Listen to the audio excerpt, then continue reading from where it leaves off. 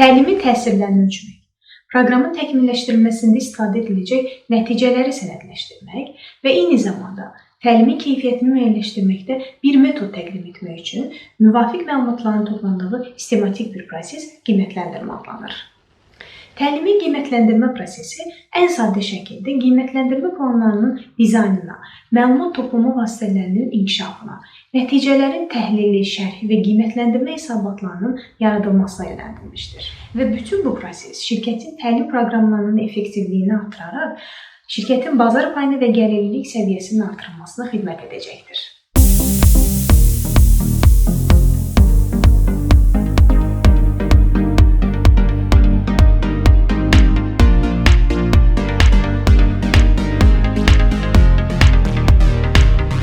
Kirkpatrick modeli təlim proqramında dəlilləri qiymətləndirmək üçün bir metod təqdim edir və həm təlim təşkilatının, həm də təlimdə iştirak edən işçilərin ehtiyac və tələblərinin nə dərəcədə cavab verdiyini qiymətləndirmək üçün istifadə edilir.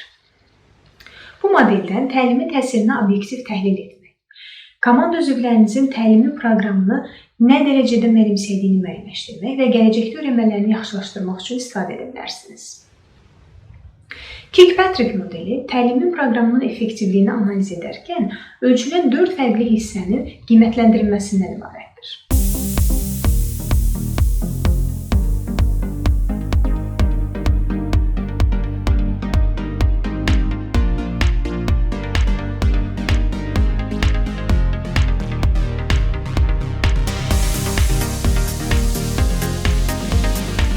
İlkin səviyyə reaksiya və bu səviyyə təlimin sonunda iştirakçıların münasibətlərini müəyyənləşdirir. Təlimçi, çatdırılma mexanizmi, təlimin ümumi məzmunu, tədris metodikasına daxil olmaqla iştirakçıların təlim barədə ümumi düşüncələrini əks etdirir.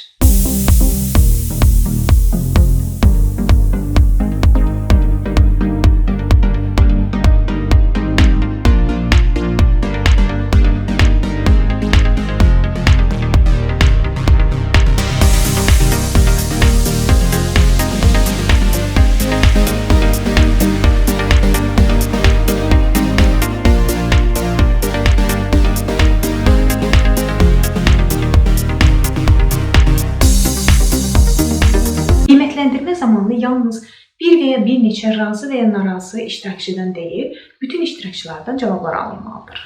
Verilən cavablar tədris proqramındakı potensial problemləri müəyyənləşdirə bilər.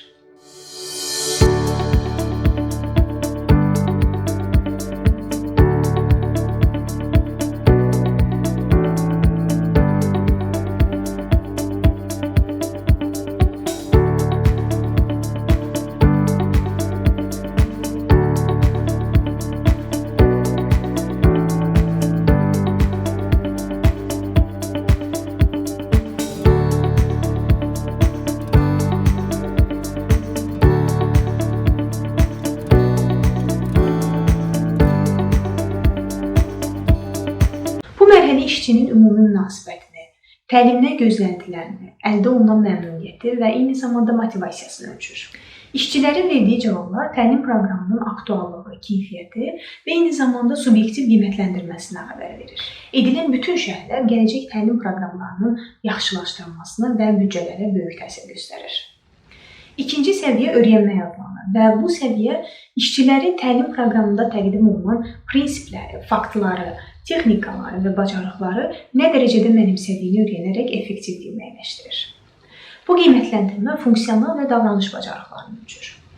Funksional bacarıqlar təlim başlamadan əvvəl verilən test və təlim başı çatdıqdan sonra verilən testlə ölçülür. Kurs proqramının iştirakçılara istədiklərini öyrətməkdə nə dərəcədə müvəffəq olduqlarını göstərir.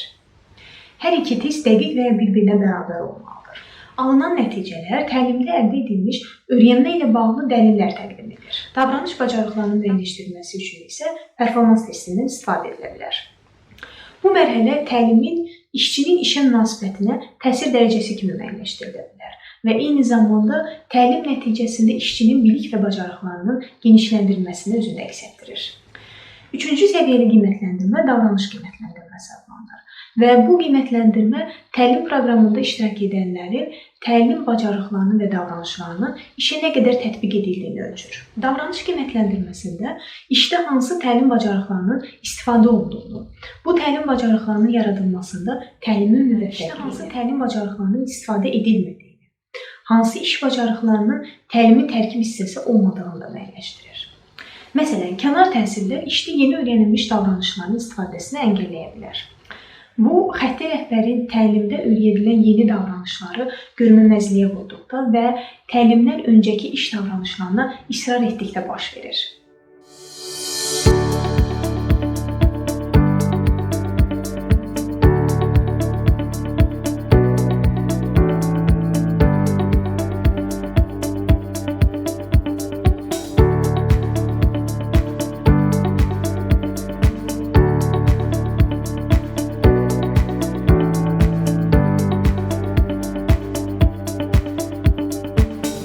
Qiymətləndirmənin nəticəsi təlim dəyişikliyi ilə bağlı qərar qəbul edilməsinə və eyni zamanda təlimin yenilənməsi ilə bağlı məzmun və ehtiyacların müəyyənləşdirilməsinə kömək etmək üçün də istifadə edilə bilər. Davranışın effektiv şəkildə ölçülməsi təlimdən sonraki həftələr və ya aylar ərzində edilməsi planından uzunmüddətli bir prosesdir.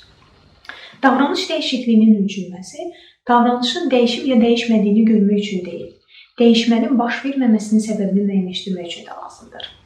Anketlər, müşahidələr, performans müsahibələri davranış dəyişikliyini ölçmək üçün istifadə olunan üsullardandır.